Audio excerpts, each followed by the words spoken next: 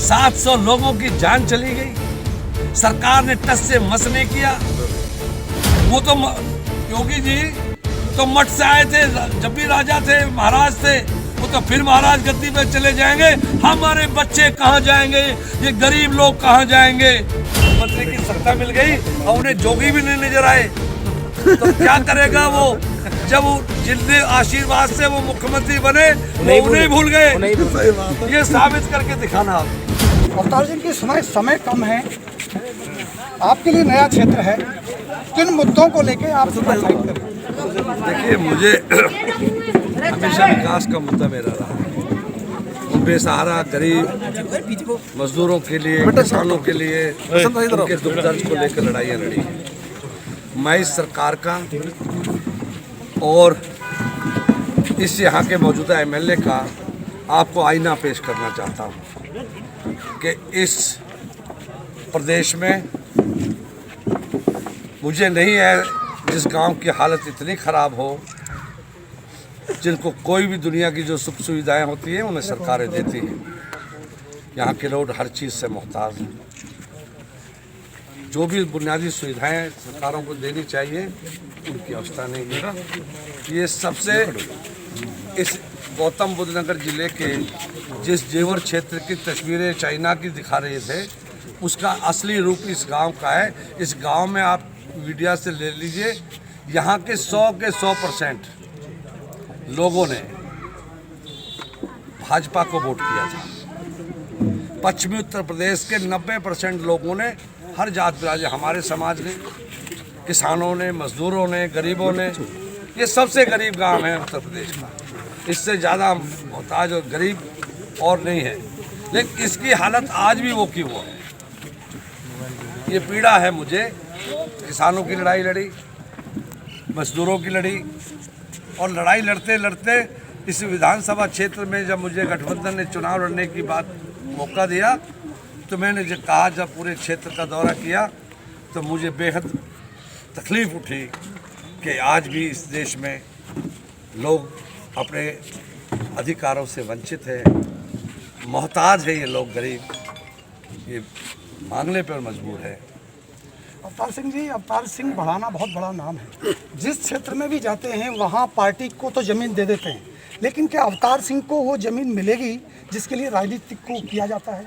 मुझे ऐसा लग रहा है, पहली बार आपने बहुत अच्छा ऐसे वक्त पर इस जगह पर मुझे जो कहा है, मैं कोई दो राय नहीं कि पश्चिमी उत्तर प्रदेश में भाजपा की सरकार बनवाने के लिए मेरी एक बड़ी भूमिका थी। उस भूमिका में जो भी हाईकमान थे वहाँ एक दो, उन सभी ने मुझे मजबूर किया, कहा कि आप पश्चिमी उत्तर प्रदेश से चुनाव लड़ेंगे विधानसभा का। मैंने कहा, मैं तो कभी सोचा भी नहीं विधानसभा लड़ने के बारे में, लेकिन उन्होंने कहा नहीं, पार्टी को सरकार बनानी है तो तुम लोगों को, यहाँ के सभी उम्मीदवारों ने कहा है, पश्चिम के लोगों ने, हमारे जो पार्टी के उम्मीदवार हैं, कि भड़ाने जी को चुनाव लड़ाएंगे। मैं ये हृदय से बात कर रहा हूँ, मैं नेता कम हूँ, मैं सेवक बड़ा हूँ। उन्होंने कहा भड़ाने जी आप पश्चिमी उत्तर प्रदेश से चुन लीजिए। मुझे कहा गया, मैंने कहा आप ऐसा करिए, जब मुझे कोई ड्यूटी लग रही है जिससे पीछे कहूँगा। मैंने किसानों की लड़ाई लड़ी तो संयुक्त मोर्चे ने, किसान मोर्चे ने मुझे कहा कि भड़ाने जी ये मोर्चे हमारे कमज़ोर हैं। केएमपी पलवल, गाजीपुर, बहरोड, दिल्ली के आसपास के उन लोगों में से कहा, हमारे पास संयुक्त मोर्चे ने कहा आप इन पर जाइए और उनको मजबूत कीजिए। तो जो सबसे कठिन मोर्चा था, मैंने कहा वो मुझे दीजिए। मैंने फिर कहा पार्टी को, मैं नाम नहीं लेता, जो हाईकमान थे पार्टी के, उन दोनों बड़े हाईकमान 1-2, उनको कहा कि पश्चिमी उत्तर प्रदेश से जो इतना डर लग रहा है ना, मुझे भरोसा है पश्चिमी उत्तर प्रदेश के अपने लोगों पर, किसानों पर, मजदूरों में, क्योंकि मैंने उनकी सेवा की है, उनका आशीर्वाद लिया है। मैं जाऊंगा, निश्चित तौर पर आपको 100 से ज़्यादा सीटें भाजपा को पहली बार मिलेंगी। और मैंने वो क्षेत्र चुना जिसमें 70 साल से आज तक बीजेपी की जमानत नहीं बची है। 70 सालों में आज तक बीजेपी की मीरापुर 16 मेरी विधानसभा है। वो पहली बार है कमल का एक फूल खिलाता, पहली बार मीरापुर में। आज स्थिति जेवर में भी यही है कि यहाँ भारतीय इसका सपा का भी कोई जनाधार नहीं रहा पहले सीट के मामले में। लगातार 3 बार यहाँ से विधायक रहा बीजेपी का या बसपा का रहा। आज ये कमान आपके हाथ में, कितने अस्वस्थ हैं इसको लेकर के? देखिए, मैं आपको इस बात का मैं भरोसा देता हूँ कि मैंने जब किसानों के पर जुल्म हो रहे थे, अत्याचार होते रहे थे, तो उस वक्त मैंने पूरे पश्चिमी उत्तर प्रदेश में हरिद्वार तक गया और मैंने लोगों की पीड़ा देखी, किसान मजदूर का दर्द देखा और मैंने फैसला किया, बीजेपी को मैंने त्याग कर उन किसानों की लड़ाई लड़ने का काम किया।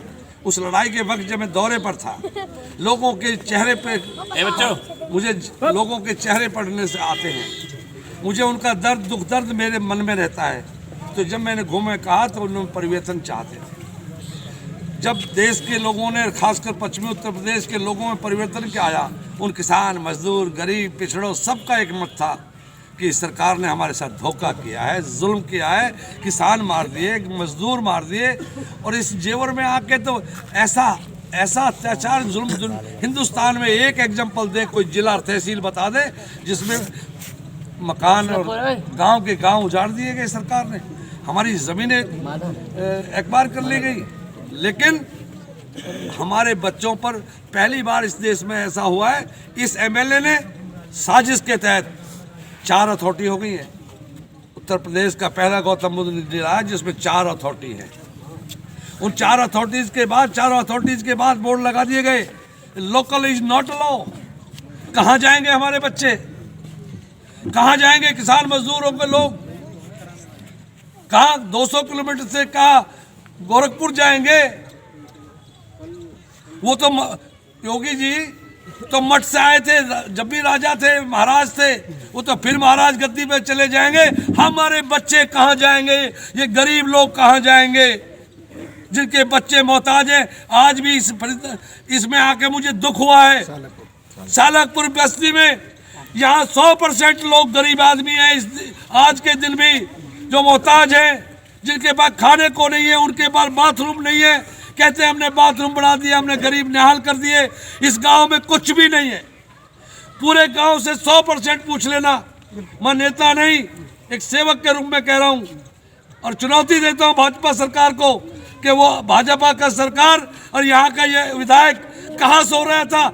आज ये एग्जाम्पल है, यहाँ 100% के लोग यहाँ के मोहताज गरीब लोग हैं, उनका गुजारा नहीं होता। बहन बेटियों की शादी कैसे करते हैं मुझे पता है। मजबूर आदमी क्या नहीं करता, मेरे लोग मांग के गुजारा करते हैं।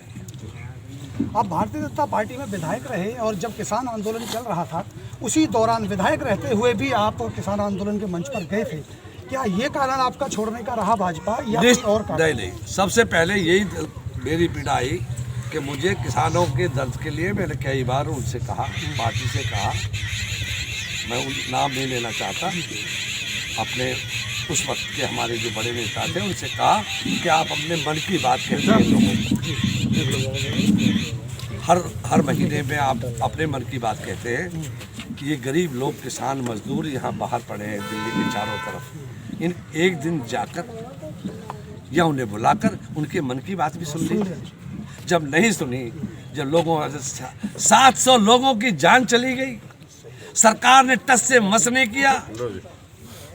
आज मैं कहना चाहता हूँ, इस गांव की तस्वीर और डिटेल लेना, पूरे गांव में जाना एक बार। अगर आज उसको बताना है, मीडिया बताएगा, दुनिया में मीडिया ही आज बचा है कि जो वास्तविकता को इस देश में, इस गौतम बुद्ध नगर जिले में, जेवर जिले में, जेवर तहसील में, इस विधानसभा में आज भी 100% गांव ऐसा है जिनके लिए कोई भी सुविधा इस बीजेपी सरकार ने नहीं दी। जो भी बुनियादी सहूलतें, जो कि हकदार हैं यहाँ के नागरिक, लेकिन आज भी मोहताज है हर चीज से। मैंने भरोसा दिया है कि इस गांव के लिए हर बहन और बेटी, मैं अपनी बहन और बेटी की तरह उनकी शादियां करूंगा। हर मेरा बुजुर्ग है जो वो मांगने के लिए बाहर नहीं जाएगा, वो खाट चारपाई पे बैठ के उसके बच्चों को रोजगार दूंगा, उनके लिए साधन दूंगा जिससे वो गुजर करें और हमारे बुजुर्गों को, माँ बाप को कहीं बाहर न जाना पड़े, अपने घर में बैठ के शान और शौकत से, इज्जत से ये गांव रहेगा। मैंने गांव को ये भरोसा दिया है और मैं पूरा करके दिखाऊंगा और सरकार को बताऊंगा कि झूठे वादे कैसे होते हैं। चाइना एयरपोर्ट की तस्वीर दिखा के तो हो सकता है लोग, बड़े लोग घूम रहे, लेकिन गरीब लोग जो है ना, तो मुझे इस भरोसे पे आया हूँ कि गठबंधन की सरकार बनेगी। माने अखिलेश जी और जयंत भाई पश्चिम से पूरब और पूरब और पश्चिम के साथ जो इन्होंने एक पार्टीशन डालने की कोशिश की है, मैंने पहले भी कहा था कि पश्चिम के लोगों ने पहली बार 100% वोटें दी आपको, लेकिन आप भूल गए, आपको पूरब ही पूरब नजर आता है। अब तो आगे वो जाति में, बिरादरियों में, धर्म में भी बांटने का काम करके उस मुजफ्फरनगर और पश्चिम को आप पश्चिम उत्तर प्रदेश और मुजफ्फर में जो कुछ हुआ वो इनकी साजिश थी। वो मैंने कहा कि अब की बार ये भूल जाना कि मुजफ्फरनगर का मामला आएगा, अब दोबारा नहीं धोखा खाते ये लोग। यहाँ का हिंदू, मुसलमान और सिख, ईसाई, किसान, मजदूर, गरीब एकजुट होकर पश्चिमी उत्तर प्रदेश से जालिम सरकार को बदलेंगे और एक ऐसा संगठन बन रहा है जो पहली बार बना है, माने अखिलेश जी ने बनाया है, उसमें सभी का साझा होगा। अभी इस सरकार में तो कहते हैं 2-4 का ही साझा है, बाकी तो ऐसे निठल्ले फिर रहे हैं। वो बाबा के कहते हैं ना, हमारे यहाँ घूमते रहे वो बिजार। योगी मोदी घूम रहे हैं। मैंने मोदी जी को कुछ नहीं कहा, मैंने उनको कुछ नहीं कहा।